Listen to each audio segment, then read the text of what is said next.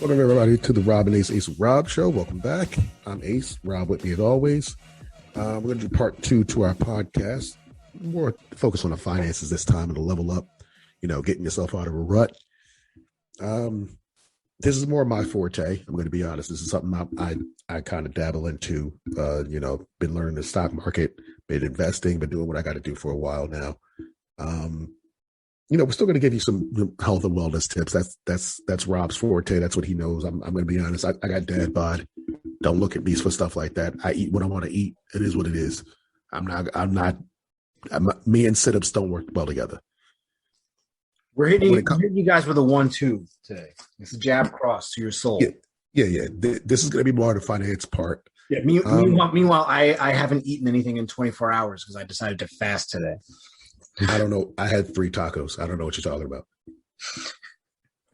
And that was for dinner. That's not even counting lunch. That was just dinner. 3 tacos, 3 huge ones.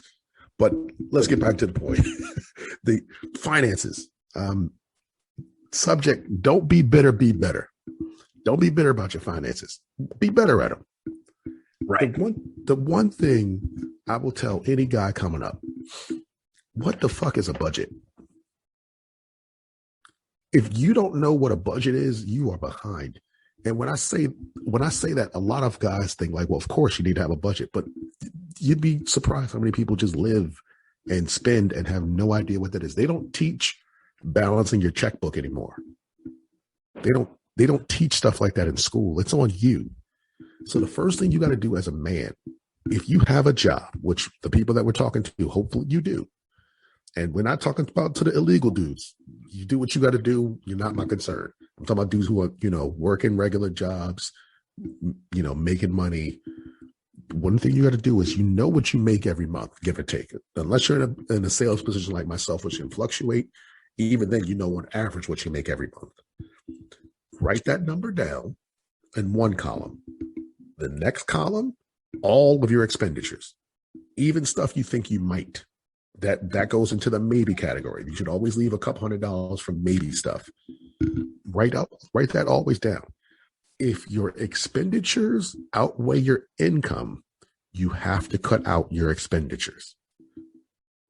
For example, Rob, what's your favorite TV show? All time or like currently? On right now. Yeah, currently. I'm digging Invincible right now. Invincible is on Amazon Prime. Yes. How much is Amazon Prime per month? What is it, like $8.99? Something like that. I have no idea. Something like that. I can't keep track because like Hulu's one price, Amazon's one price, Netflix is one price. But you have to pay for it. Amazon Prime is a cost. That's the point I'm trying to get to. Yeah. So if you love Invincible, if that's a show you're really digging, which it's a fantastic show, but your outcome is way more than your income, you need to cut off Amazon Prime. I don't care about that show. Watch it on YouTube for free. Yeah. If you like sports, if you like to drink, if you like anything that you can cut away besides regular living expenses, get rid of them. It's not as hard as it sounds for anyone listening who might find some of this jarring. Because let's take away the TV aspect. A huge thing. I did this. This happened to me. A huge major part of American culture and probably other cultures is coffee, right? Yeah. We are all perpetually addicted to caffeine, a lot of us. And I'm not even suggesting giving that up, because if you're telling me I got to have coffee, then you're telling me I got to go to bed at 5 p.m. I'm not doing that. I was routinely buying every morning a medium iced coffee or a cold brew. And that was roughly about $4 a pop, right? Sometimes twice a day. If I was really dragging ass by like 6 o'clock, I might get another one. Where I work got a coffee machine, and it was $1 for just a cup of coffee. And I said, you know what? It'll save me time. I won't have to go get an iced coffee if I just go get this coffee that's already in the building that I'm working in. And I was just doing that just to save time. By the end of the month, I checked my statement and I'm like, damn, I got like an extra $130. How did this happen? And I started to realize, I'm looking at the statement. I'm like, why do I have surplus? Because am I about to get banged on by like Easy Pass or something? And it's from all the iced coffee that I wasn't buying. That's part of the next thing I'm going to. So we already talked to people whose outreaches their income. If you're breaking even, if you're within $100 to $200, you need to cut some shit out. The reason being is, how do you build a nest egg if you have nothing to build the nest with? If I'm bringing in $2,500 a month, which on average in America, for an American male on average is pretty much where it is. Right. If I'm bringing in $2,500 a month and I'm spending $2,300 a month, that leaves $200 a month for in case shit. And when I say in case shit, that means in case shit goes wrong money. What if your car transmission goes away? What if it breaks? What if you pop a tire? What if there's a gas leak in your apartment and you can't be there for a while? What if you have a medical issue and you can't go to work like you normally should? What if your girl gets pregnant? What if your mom gets sick or your siblings get sick? There's so many what ifs. I can do this forever. The what if game, because you never know what could happen. But if you are making $2,500, which is average median income in America for a male per month, and you are spending $2,300, that means you have $200 to fix those issues should they come up. That's not enough. Nope. That's nowhere near enough. And let's be real, most people who are making $2,500 a month are spending $2,500 a month. You cannot be financially free living that way. I know those deals on Amazon look great. They look great for a reason. They want you to spend money. I know those big sale posters at the stores look great. There's a reason they want you to spend money. I know you worked hard all week and you want to get a six-pack. I know it's hard. But the money that you'll save by cutting out the non-necessary shit is so life-altering, you don't even realize it that you're doing it. Like in management, there's a lesson they teach you. The reason why raises aren't used to incentivize work, Rob, why do you think that is? And this is backed up by studies, so I don't want to hear, I don't want to see any comments or any nonsense talking about, well, that's not, no, it's 100% true. If you'd like, we can bring it to the studies and show you. But Rob, why do you think companies don't use raises to incentivize work? I don't know. Because within 90 days, that person is acclimated to that raise. It becomes inconsequential. That makes sense. If I give you a $500 a month raise, within 3 months, you've already allotted that $500 into your daily spending habits. Yep. You have that extra money for that coffee. You have that extra money for that bag of chips or the sub or the night out with the boys or whatever it is. You've already allotted it. It's not extra anymore. It's part of your life. Right. So the good habits got to be built before you get to that point. That's why these companies, like the Fortune 200, 300, 500, 100 companies, don't get to that status by being dumb. They know what they're doing. They can give you raises all the live long day. There's no Fortune 500 company that couldn't say, you know what, fuck it. Everybody here makes $150,000 a year. From the janitor on up, everybody does. They could easily do that. One, that would cut their profits. Two, they wouldn't get extra work out of people. The same work you're giving them then is the same work you're going to give them for $150,000. You're not going to be super grateful and say, oh, I'm going to work overtime for free. No, you're not. You're going to leave at 5 like you normally do. That's why they don't give you money hand over fist. What they do give you is an allotted sum every month, and you can figure out what to do with that. So if it's the dumbest lesson. I remember a long time ago on Friends, Ross was talking to one of those, I can't remember, one of the roommates about how he would save $100 from every paycheck. over 30 years, you know how much money that is? Over 20, over 15 years. You ever understand how much money that is? It's a crazy amount of money. Let's do the simple math right now. Let's say you get paid bi-weekly, which most jobs do. You get paid bi-monthly, I should say. Right. So you get paid twice a month. Where's my calculator? Because I'm bad at math. So $100 times 2 times 12. That's $2,400 a year. Times 15. That's $36,000. You didn't do anything besides just not spend it. Times 10 is $24,000. You didn't do it. That's money there for the taking. All you have to do is just not spend it. And that's money you can use to flip to make more money, which is the next thing I want to go into. The dumbest thing you can do is put your money into a savings account or let it sit in a checkings account. Why do you think that is, Rob? And I'm using you as the sounding board since we don't have a guest this week. Man, honestly, the funny thing is when I took out my savings account, it really only took a couple of months before I was just like, you know what? This is not doing anything. I would say, at least for me, the reason a savings account is kind of a waste is because you're not going to save any money. It doesn't build. It doesn't build. The rate of annual return on a savings account on average is about 1%. If I put in $100, I get $1 back from that at the end of the year. If I don't spend it, if I don't touch that $100 for the entire year, I'll have $101. Congratulations. But you know what the bank does? The bank takes your $100 and it invests it. When you put your money into a checking account or a savings account, you're just helping the bank invest money. Don't put it, they're doing what you should be doing. I'm not saying don't have a checking account. I'm not even saying don't have a savings account. I'm saying don't park the bulk of your money there.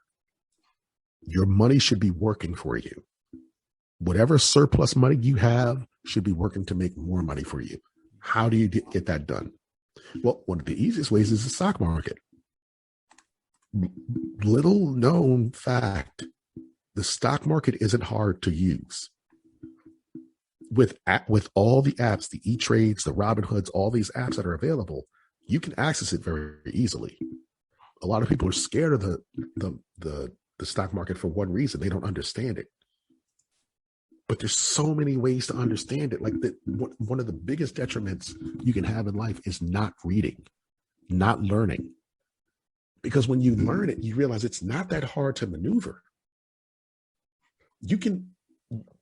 Simple tip. If you take our course, if you like, subscribe, do all the YouTube stuff, if you get, when we open up a Patreon, I'll get more in depth on other stuff, but just a simple tip. The internet, if you have access to it, every major browser has a finance section. How many times have you clicked on it? Ask yourself, guys. How many times have you clicked on that finance section? If the answer is less than 1, you're a dummy. You're an idiot. Because they're giving you free advice. They're giving you free information. I remember we talked a week ago.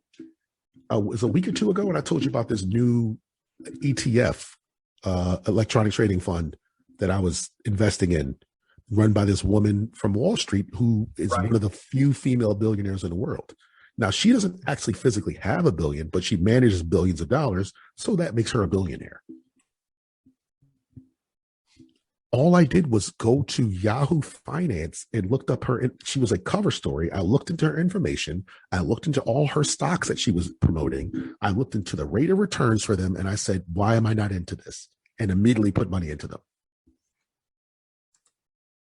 That money is now going to work for me. So let me give you a prime example of one of them. Her fund, which I'm not telling you to invest in, I'm not promoting it. She ain't paying us, so I'm not telling you to invest. If you want to do it, fine. If you don't, that's up to you. But it's ARK, ARKK is the trading insignia for it. One of the ones that are in it is Unity Software. Trades right now at $102.50 per share. Meaning, if you Give them $102.50. You own one share of their company. Rob, how much do you think that was worth a year ago? Less than 50. No, it was worth around $70 a month, $70 a share. Still. In 1 year, a share went up $30. Now, if you only own one share, you only made $30. If you own 10,000 shares, you just made $30,000. No, I'm sorry, 10,000 shares, you made $300,000. I apologize. My math is off. That's what the stock market can do for you. Now, the reason it's scary is reasons like today and reasons like there was a few days last week. The stock market is volatile, guys. You're going to have days where you look at your portfolio and everything's in red. And you're losing money left and right. You got to have the balls to say, fuck it and stick it out.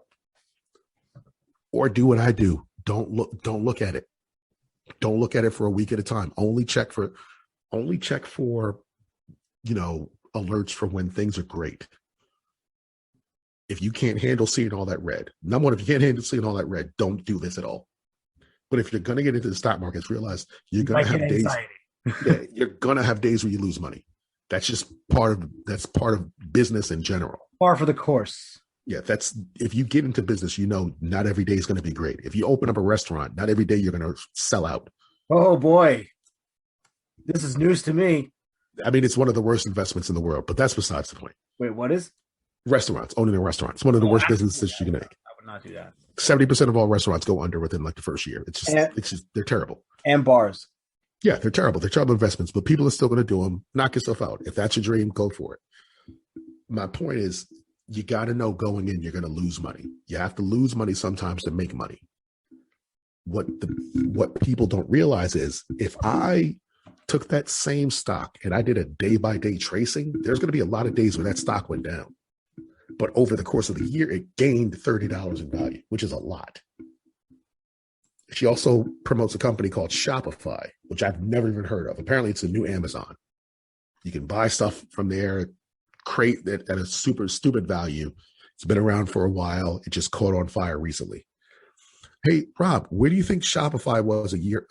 Right now, it's trading at $1,228 per share. Where do you think it was a year ago? 200. It was at roughly $600 per share. See, this is how bad I am at this. My guesses are way off. Yeah, that's the point. Like, if you go day by day, it fluctuates. Like today, it's down $55. I don't care. I'm not touching it because that's stock tip number 2, and I'm giving this away for free. This should be on the Patreon. But stock tip number 2 is this: you don't lose money in the stock market until you sell. If you bought a stock at $100 and it dropped to $80 in value and you sold, you lost $20. If you don't sell, you haven't lost anything yet. Because just like that stock went down to $80, it could easily jump up to $120. Yep. You don't lose or gain until you sell. So put your balls back in your pocket and stop looking at it. You can't be risk averse. In anything in life, everything has consequences. Every penny you put into the stock market, every penny you put into your life, every penny you put into a bank, it all has consequences. Some of them are minor, some of them are major. I'm not saying the stock market isn't risky. It's less risky when you know what you're investing in, when you look into what you're doing. Another tip for people who want to get into the stock market but aren't sure of it: find a product you like. Do something that you know about. Like if you have been to Chipotle recently and you like their food, invest in them. Why do I say stuff like that? We went through a pandemic all of last year, still going on to this year. There's a lot of people still out of work. A lot of restaurants closed because they couldn't open up. Chipotle is trading right now at $14.84 and 11 cents. Last year it was trading at around $600. It got better in the pandemic. There's a lot of reasons why, which I'm not going to go into. There's a lot of things they did that were smart, They doubled their value, more than doubled in a pandemic. That shows you one thing over anything else. There's smart people running that company. You want to invest in smart people. Yep. So if you have a business model, if you have a business that is a face of a company, as a face of a thing, like, for example, when you're looking up something online, what are you doing? What's the term for it? I'm Googling it. They call it Googling. Yeah. They call it Googling because of the company Google, which has the most famous search engine. That's not going away. There ain't nobody binging things right now. People aren't going to Yahoo and searching things. You're going to go to Google. That's the first thing that's probably going to come up. Yep. That's name recognition. That's value. Oh God, it's one of my favorite movies for all time, American Gangster. It's the scene with Denzel Washington and Cuba Gooding Jr., where he walks up to Cuba Gooding Jr., who's selling his drugs, but stepping on him, which means he's cutting it up and making it less potent. And he's talking to him like, there's no reason to do that. The drugs are so pure at such a low price. Now you're just being greedy. You're ruining the name value of my product. When you have name value, that company's not going away. It's a safe investment. You may not do what Chipotle did, where you double your value, but you're not going to lose money doing those companies. You're incrementally, shortly going to gain money, and that's what the stock market is. It's a race. It's not a sprint. It's a marathon. Right. It's the New York City, Boston, and Nigerian marathons all rolled into one. It's a long fucking run. You're not going to Nigerian marathon. Yeah, you go to the people who run those. You give to the winners. But the point is, you're not going to meet a lot of Dogecoins. That's something that just started happening. The whole GameStop controversy. If people don't realize, if you're not into finance, if you don't know what happened, GameStop in late November, early December went from being a $4 stock to a $440 stock, because people online realize one thing that a lot of rich people already know: money isn't real. We made it up. It has no real actual value other than what we place into it. Right. A dollar is a dollar because we said it's a dollar. Other than that, it's just a piece of paper. There's no difference in literal value between a $1 bill and a $100 bill, except for the number that's printed on it. We all recognize that this $100 bill, even though it's literally the same exact paper as a $1 bill, is worth more.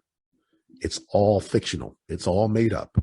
These people figured it out, and they boosted the value of a stock 1,000%. Never happened before in history. Stock markets literally had to stop people from trading that particular stock, and multiple ones they were also doing it with, to get ahead of this, because it's never happened before. Same thing happened regionally with the crypto Dogecoin, which people have, it's become popular in the news as well. This is a joke crypto. It was made like 5 years ago. It was worth 12 tenths of a cent. It was worth nothing. They made it as a joke to show that crypto was stupid. Now it's trading at the height. It was trading at 52 cents. It went from nobody thinks crypto is stupid now. It went from 12 tenths of a cent to 52 cents, meaning that early investors in it made millions if they stuck with it, which we both know several examples of that happening. These are things that aren't normal. You don't bank on those outcomes, just like you don't bank on winning the lottery. You bank on the long haul, the stuff that I'm trying to teach, the stuff like saving money every month, the stuff like I always preach, not working 40 hours because you're a grown-ass man and you can work more than 40 hours in a week. Stuff like budgeting properly. Stuff like knowing your expenses and cutting out the unnecessary shit. These are the things that are going to make you money more often than not. Dogecoin is great. I'm in it myself. I'm never going to say not to do it. If you see the wave, ride it. I'm never going to tell you not to do what that. Dogecoin is like, have fun with Dogecoin, but don't rely on it. Yeah, if you You see, have to, like those just ones like you have with to be paying attention to because it'll just like with fluctuate. GameStop, just like with AMC, which was another movie theater stock, just like with Dogecoin. If you see the wave, try to jump on it before it plateaus, because it's going to plateau. Of course. GameStop went from $440 to, I think it was at like one. It was down to like 60 at some point. Meaning again what we talked about earlier, you don't make or lose money until you sell.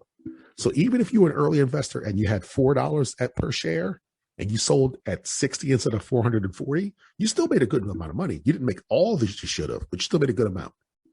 So part of being in stocks is knowing when to get out. But don't go into it with the expectation that I'm just going to make a crazy amount of money. Within literally 2 months, I've already increased my portfolio $2,000 by just being conscious of what I'm investing in, doing research, and realizing what has value and what doesn't, and not panic selling. But these are just entry level tips. I'm not going to go into depth. I'm not a financial advisor. I don't work on Wall Street. I'm a regular trader just like everybody else. But what I've learned and what anybody can learn is you can open up the goddamn internet and research it yourself. You can figure out what you want to get into. I asked my girl, what's a hot thing? She said, oh, people are buying Crocs crazy nowadays. I looked up, oh, wow, they're traded on the stock. They're traded on the stock market. Oh, wow, they've gone up 70% in the last year. Let's hop into it. This is a simple thing. She knows the big one. Like cannabis, weed is becoming legal. That's another thing to jump on. Like we all know companies. We all know products that we trust and value. When you're going to buy soda, you're probably going to buy Coke or Pepsi. And you're probably going to say, I'm getting a Coke. You don't say, I'm going to get a soda. I'm going to get a Coke. When you go to a restaurant, what do they say? Coke or Pepsi? And a lot of times they don't even give you the option because they only do one or the other. So when you get a soda, you're getting one of the two. That means that brand, that product ain't going nowhere. It stood the test of time. Disney, they own everything. They're not going anywhere. Easy investment. If you look at your phone and it's not an Android, it's probably an Apple phone. They're not going anywhere. These are easy stocks that you know they aren't going to go anywhere unless the world collapses, which I don't see happening anytime soon. Those products are going to be around. Are those products going to double in value in a year? Probably not. But let me give you an example of one quick one, real quick. Rob, when you open up your computer, what comes up? Like when you want to go to the internet, what pops up on your screen? The first thing that comes up is Google. Okay, but what is it in though? What's that thing that it's called? What operating system does 99% of all computers work with? I'm on PC, Windows 10. Yeah, I'm sorry, I said 99. I mean every computer. Every computer works off Windows. And I know you Mac people are saying, oh, but mine works off a different side. No, when you press the internet button, a window pops up. So it works off Windows. You're welcome. Microsoft trades at 251.16 right now. A year ago, it was at 140 something. 5 years ago, it was at 60 something.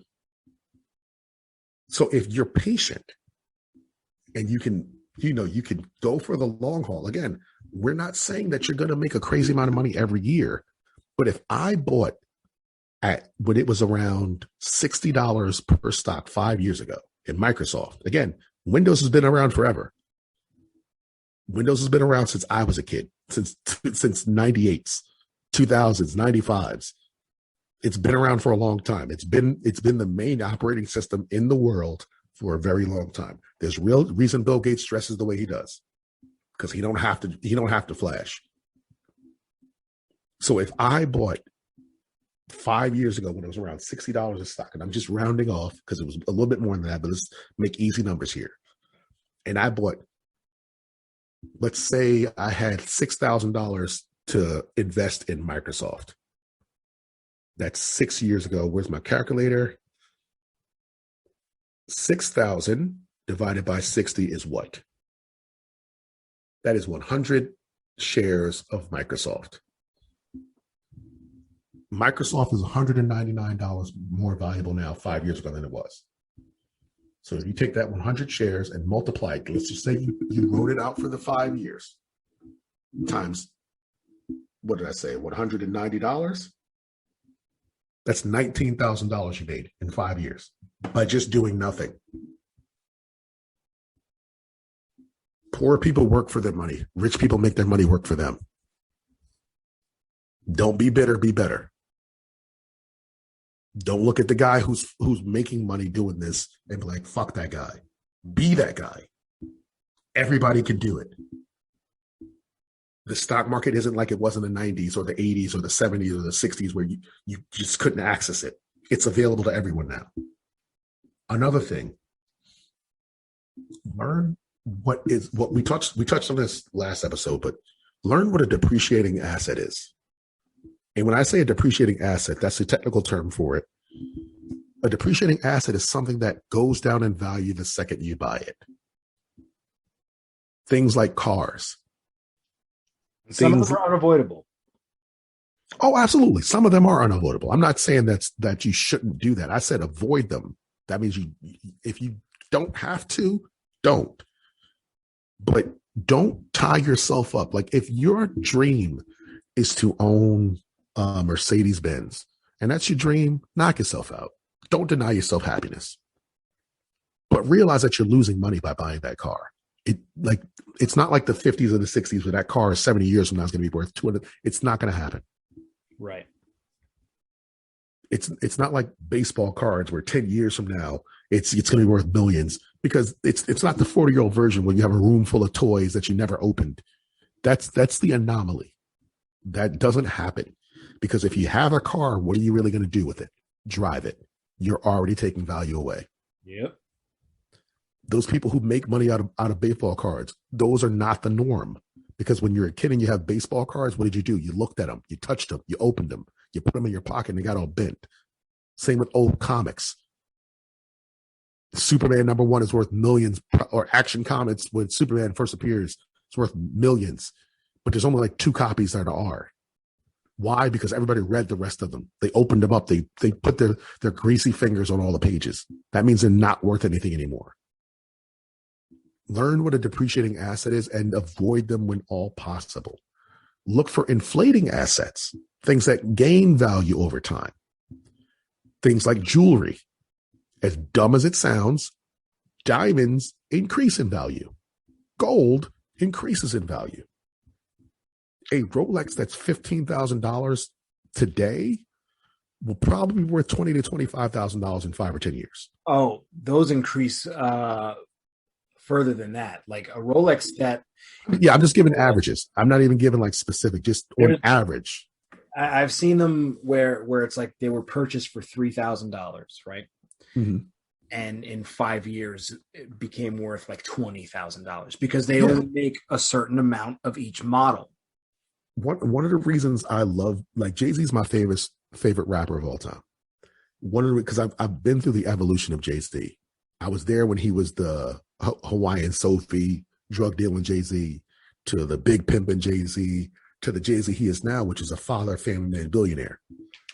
And his last album didn't do the crazy numbers I thought it should. And when you realize, number one, rap is garbage now. People like mumbling as rap and yelling. Like, that's the new rappers now. Either you mumble or you yell. You don't try to rhyme. You don't try to tell a story anymore. That's just, I guess that's past tense. Like, there's only 2 or 3 rappers that do that. Or you half sing. Yeah, like you don't. That's besides the point. Let me get off my old man rant. Yeah. My point is, his last album, he put out a lot of verses that were trying to educate youth. And one of the things he talked about was buying art for his kids. Yep. I can't remember the verse word for word, but it's about buying art for his kids, because that $1 million piece of art is going to be in a few years worth $2 million. Then in a few years worth $4 million, and in a few years worth $8 million. Art value inflates. It doesn't depreciate. Yep. It appreciates. Learn what things appreciate in value and collect them. Keep them in pristine condition and then sell them for a profit. These are small things that, and again, I'm not, you know, I'm not the guy on his high horse talking like I got it all figured out. I'm not the Kevin Samuels who makes a crazy amount of money and he's talking about high value men. I'm concerned about regular dudes. Everything I'm saying right now, any regular guy can do. You get to those higher levels by taking the steps to get there. And you can start off by doing the stuff that I'm talking about. Every man on this planet can make a budget for himself. Every man on the planet can access the internet. Even if you don't have internet in your home, you can go to McDonald's, you can go to Barnes and Nobles. You can log in and go on the internet and look up stock tips, look up finance advice. And real talk, we know what we overspend on. Every single, like, as much as we want to say it's hard to get a hold of it, and maybe it is, but we know what we overspend on. Yeah, I'm looking right now on my desk. Every morning I have a Monster energy drink. I don't do coffee. I don't like the taste of it. I hate the taste of it, actually. But I will do a flavored Monster energy drink in a second. It gives me the same kick. Keeps me, working throughout the early part of the day till I get my legs under myself. So bad for you. I know. I don't care. We've already talked about this. You're the fitness guy. I'm not. I'm the guy who I'm getting shit done how I can. So I know I could take that $40 case of Monster energy drinks I purchase every month and not do it and just tough it out. And that's an extra $40. But to me, that expenditure is worth it. You got to look into your budget. Again, my budget is not that tight, so I can do that. If your budget is tight, like I said, if you are making $2,500 a month and you're spending $2,300 to $2,500 a month, you better not buy that shit. You better figure it out. You better drink a gallon of water and hope that does the trick. But if you look at those expenditures, I know that is an unnecessary thing. So if times got rough, you best believe those Monster energy drinks will go right out the window. I don't need them that bad. If times got rough, I can look at, my 500 speed internet and say, you know what, 200 is all right. I can look at some of these subscriptions like, you know what, I don't need 4 streams of Netflix, maybe 2, maybe 1. I don't need to have Sling TV just for shits and giggles. I don't need to have all these other things just to have them. I can get rid of them. But when you get to a part where you can that's part of your income, you can do that. We're talking to people who aren't there yet. And like you said, everybody can look in your own budget and see the shit you don't need. And again, this is just simple math. If your income is X and your outcome is Y, and they're really close to each other, get rid of that shit. It's in the long run, it's going to work out better for you. I gave you a quick math lesson in the beginning. I'm not going to go over it again. Time is valuable. If you want these lessons more in depth, pay us for them. Sign up, book a session. But these are things that you can easily do to get your finances in order. This is just a quick rundown on them. I'm going to turn it over to Rob because he's going to talk about health and fitness, and I got nothing to do with that. But if you have any questions. No, let's be real. I'm gonna, at one point in my life, I want to have abs. Just to say I did it. That's not right now. Right now is dad bod season. Well, I'll be the first to admit I think abs are overrated in terms of the general look, and it takes such extreme diligence to really generally have abs for most people. And when I say diligence, I'm really talking about your diet, not even. I don't know what's that word? What'd you just say? Like how you eat, not even diet. I don't like using. Oh, because I don't know what that is. Right.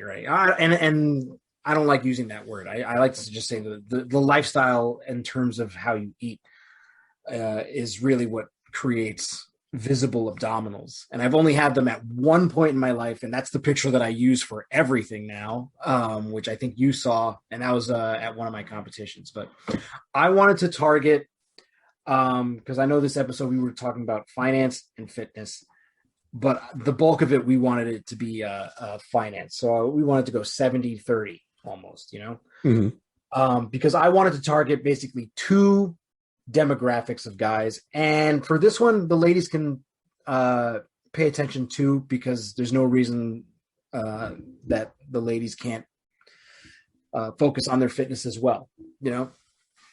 And the first demographic is the guy or girl who they haven't gotten off the couch yet. The guys who want to, but haven't found that motivation and are looking, they're thinking about it, but they haven't pressed the button because they don't know how easy it is to press that button and start. You know what I mean? Yeah. We live in a society that starts everything on Monday. So I guarantee you, at least at one point in your life, you've said, all right, I'm going to start eating better and working out. I'm going to start Monday. Have you done that before? I have done that. I've also done that. I'm going to start at the beginning of the month or the beginning of the year. Yeah. I've done all of them. Yes. Monday is the New Year's Day of weekdays. You know what I mean? There is no reason that Monday has to be the day that you just decide to start doing this. This is a mindset issue that people have where they just, because once you decide you're going to start Monday, what's going to happen? You're going to wake up Monday morning and then you're going to start work. And Monday's one of the worst days of the work week. I personally think Tuesday's worse because Monday you expect, Tuesday drags. You can literally start working out or eating better any day of the week. It doesn't matter. You know what I mean? Mm-hmm. So we have to drag ourselves out of that mindset. And for the person who's just starting, who hasn't figured out, like, where is my starting point? You don't have to go to Equinox.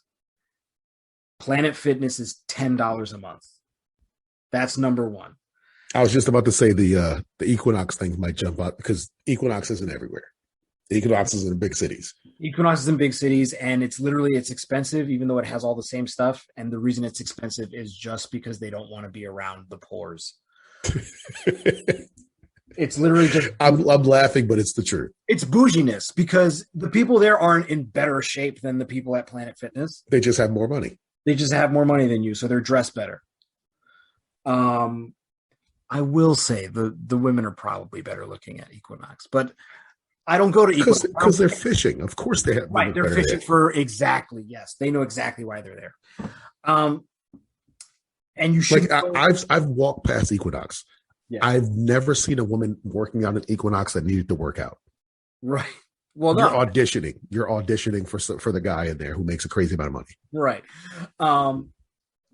But you know what, though? You shouldn't be going to the gym looking for a significant other anyway.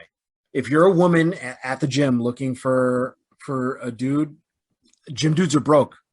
You don't want him. And they spend all their time at the gym, so they're not going to take you out. And if you're a guy looking to pick up girls at the gym, she'll break your heart. Leave her alone.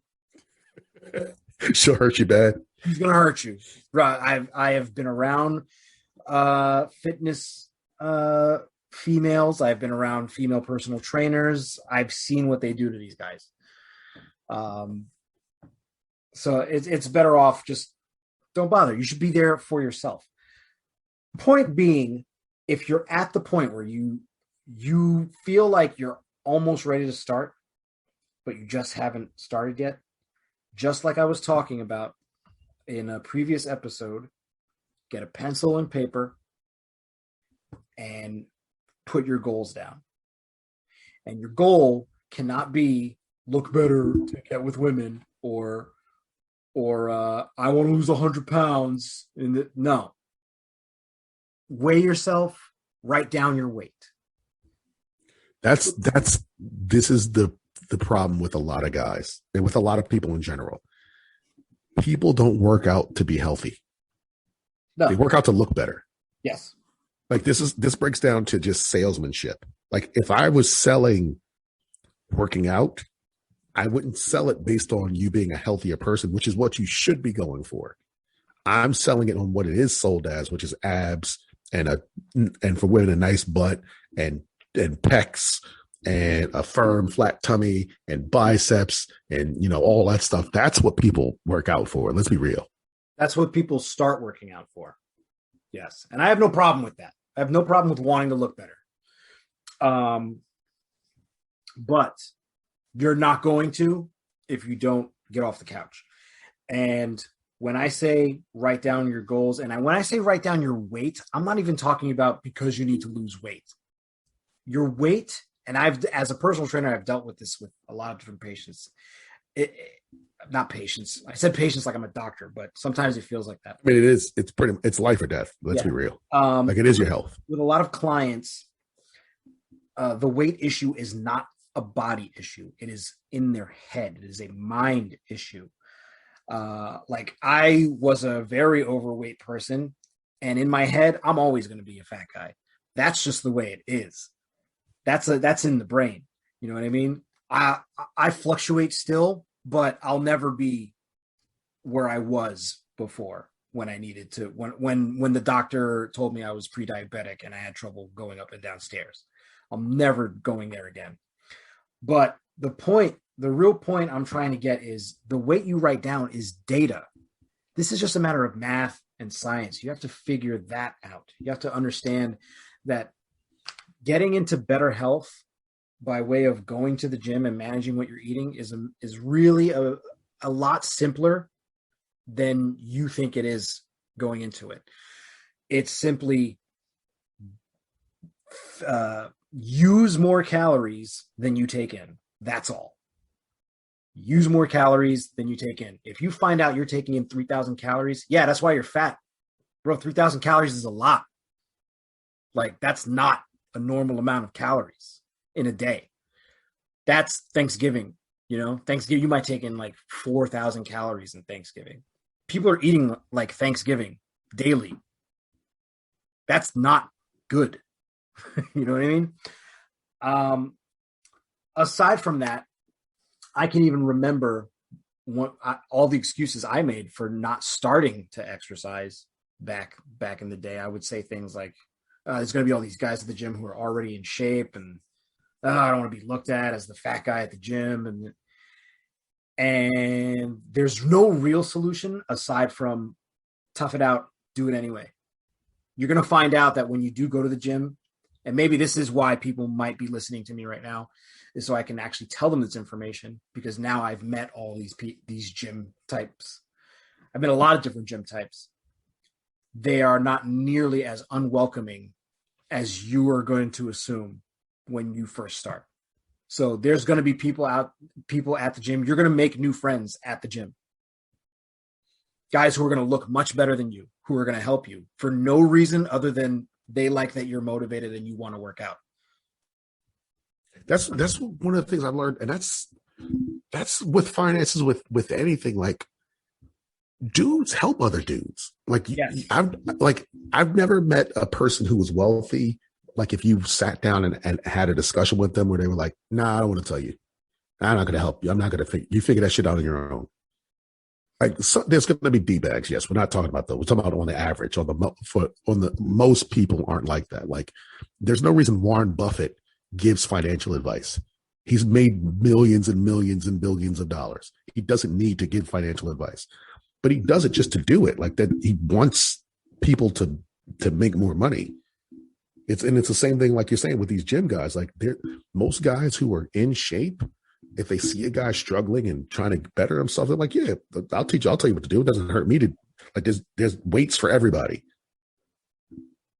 It's just I guess it's just a guy thing. I don't know. Cause I don't really see that with women a lot. I don't either. I never did. What I did, man, at the risk of sounding controversial, which is not something we shy away from on this show, I don't want this to seem misogynist or sexist. This is more of just an observation of my years in this industry. Is women are, even if they are working out for themselves, which there are plenty of women who are working out to make themselves look better and feel better and be in good health. Yes. They are also looking for some measure of attention. Yeah. And they are much more comfortable working out with. You want to know the easiest way to know that you're telling the truth and you're not being controversial? Look at women's workout gear. Yeah, there's no reason for them to be dressed like that at the gym. There's none. Literally zero reason to wear a push-up athletic bra, and I'm You, doing athletic you bra are in not quotes, you are not wrestling Charlotte Flair at WrestleMania. or those tights that just happen to lift and separate your ass cheeks. You just happen to get the ones from Amazon because they didn't have any other ones. Right. You can't wear baggy sweats like guys do, or you can't wear loose shorts. You can, Shirt. but you don't want to because it doesn't look cute. Right.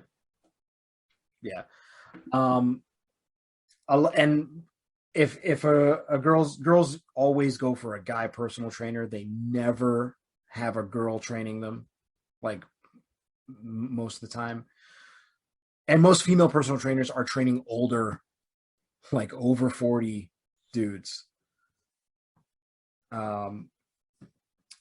So I forgot where I was even going with that. That just distracted me right now.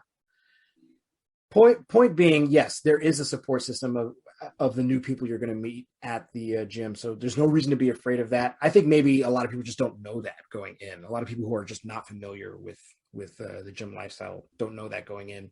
Start off slow. Ask people or Google it. You can Google what is the routine I should be starting with, because guess what? It's not as simple as it sounds in terms of like, here's a bunch of dumbbells, I'm just going to lift them. People will lift dumbbells and do gym stuff very wrong and then tear muscles and then they can't work out. So do a little bit of research on that too. Find out the correct form to do some of these things. Do not try and bench 250 pounds your first day. You will die.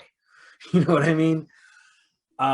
So my second target demographic, though, is the person who is regularly, maybe they're not like super fit, but exercise is a habit of theirs, not a hobby. It is a regular part of their life, but they are not in the shape they want to be in. They're not in bad shape, but they want to reach that next level, but they have no more motivation, because this actually happens. A lot of people don't know this. They don't understand this. You hit a plateau when exercising, whether you're doing cardio or whether you're doing weightlifting. You're going to hit a point where you're no longer seeing the results, because you've hit this point where you're like, all right, what's next? Because I'm doing this and I'm not looking the way I want to look, and I'm not feeling the way I want to feel. I'm not getting strong to the point where I want to get strong. And my response to that, if someone's asking me what to do at that point, is find something physical and like sign up for it, or find an activity that you're not used to doing, because you can be doing weightlifting for years and that's the only thing you're doing. Now you got to start running. Like now you got to sign up for like a Spartan race or something like that. You know what I mean? Mm-hmm. You see it like, run. Or you're like, you know what? All I do is lift. I want to do something else. I don't want to stop lifting, but I want to integrate some other form of exercise. Let me sign up for jujitsu, or let me sign up for a race. Let me sign up for something like that. You have to. They got indoor basketball leagues. They got all sorts of adult sports. I'm not even a sports guy, but your body and your brain start to lose motivation from doing the same exercises over and over again. And that is something I don't like telling people, because that might discourage them from starting exercise in the first place. But for the people out there who are listening, who do exercise, who are starting to get bored and they want to continue, find that extra. And that's it becomes something that you go back to the gym to get in better shape for. That's the next step. That's where I've been, and that's what I ended up making a career out of. For me, it was, like mixed martial arts and jiu-jitsu and Muay Thai and all that stuff. That's for those who need to know, I started at a regular gym, like weightlifting, cardio machines, stuff like that. And I went from cleaning the floors while I was studying for my personal training certificate, to personal training, to managing that gym, to then managing another gym and personal training at a different gym, like just working at two gyms simultaneously, to then opening up a jiu-jitsu school with my head instructor. So that's what I've been doing. I take it very seriously, and I'm not saying that's what you have to do, because obviously that's not for everyone, because as you were saying before, having a business of your own is a whole nother story. But your body is not a whole nother story. We all have a body. Everyone has a body, and you have to use it or it's going to fail you. So with that being said, guys, we covered a lot. Again, like, subscribe, do all those YouTube things you're supposed to do. I am Ace. This is Rob. We're going to hit you when we hit you. Pumping out a lot of content lately. So. Yep. And you better like and subscribe, or we're coming for you. And I'm in shape. I'm not going to come for anybody. I'll send him. He's going to send me. Yeah. Later, guys.